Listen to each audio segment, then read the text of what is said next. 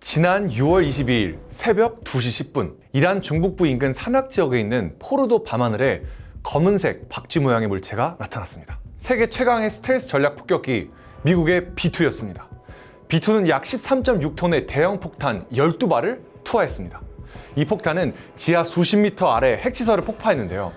이 폭탄 바로 벙커 버스터였습니다. 이날 미국은 B2 스텔스 폭격기 7대를 띄워서 총 14발의 GBU-57을 이란 상공에 투하했습니다. 12발은 포르도, 2발은 나탄즈에 떨어뜨렸죠. 작전명은 미드나잇 해머, 한밤중 기습적인 망치질. 아니 망치질이라고 표현하기엔 너무나 큰 벙커버스터 위력 앞에 결국 이란은 휴전 협상에 나설 수밖에 없었습니다. 오늘의 찌직 라이프, 이번 시간엔 벙커버스터에 대해 알아보겠습니다.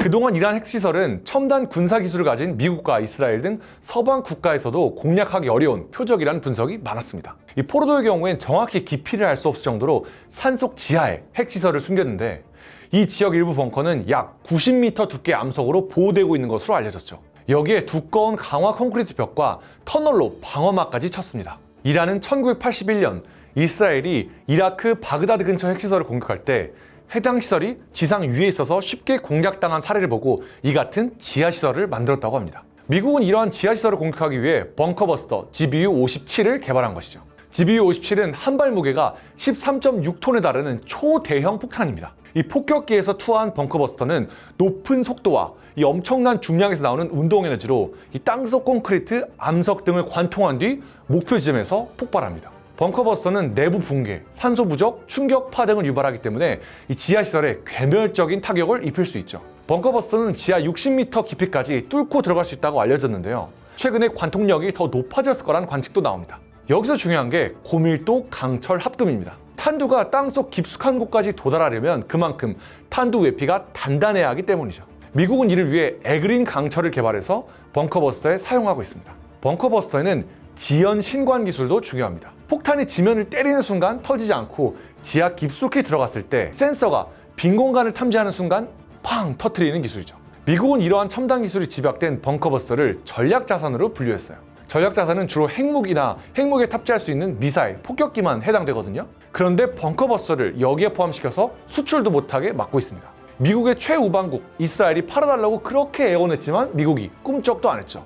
그만큼 GBU-57의 가치를 높게 평가한다는 겁니다. 이런 미국의 GBU-57보다 더 강력한 벙커버스터를 가진 나라가 있습니다. 바로 대한민국입니다. 2024년 제76주년 국군의 날에 서울공항에서 열린 기념행사에는 괴물 미사일이 처음 대중에 공개됐는데요. 바로 현무5입니다.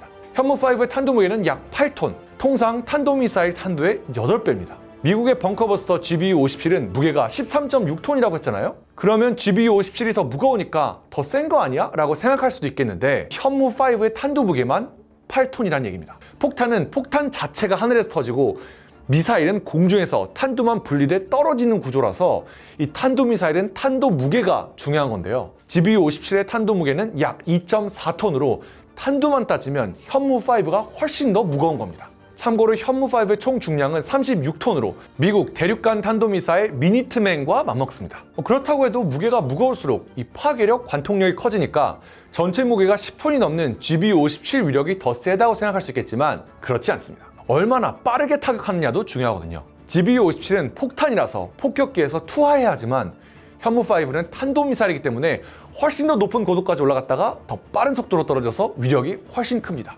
현무5의 최고 속력은 마하 10, 그러니까 음속 10배 수준으로 알려져 있습니다. GBU-57은 지하 60m까지 뚫을 수 있다면 현무5는 100m 지점까지 타격이 가능하다고 합니다. 앞부분에 미국이 벙커버스터 탄두용으로 에그린 강철을 개발했다고 했잖아요. 우리나라도 현무5에 쓰는 강철을 별도로 제작했습니다. 우리나라 국방과학연구소에서 개발했다고 하는데 에글린 강철보다 15% 더 튼튼한 것으로 알려졌습니다. 미국은 이번 이란 공습에서 GBU-57이 타격한 지점에 다시 GBU-57을 한 발 더 떨어뜨렸는데요. GBU-57이 60m 깊이까지는 파괴할 수 있기 때문에 더 깊은 곳에 있는 이란 핵시설을 폭파시키려고 이런 방식을 쓴 겁니다. 그런데 현무5였다면 한 방에 이란 핵시설을 무력화시킬 수 있을 것이라는 얘기도 나옵니다.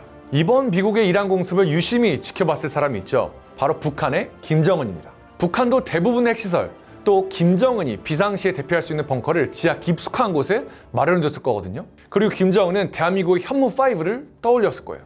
벌써 북한이 미국의 이란 폭격을 보고 핵, 미사일 기지 은폐를 강화하고 방어 전술을 재검토한다는 얘기가 나옵니다. 그러니까 북한, 이 함부로 도발할 생각하면 안 되겠죠? 오늘은 조금 딥하고 쿵한 얘기를 해봤습니다. 김정은 지하 100m도 안심 못해.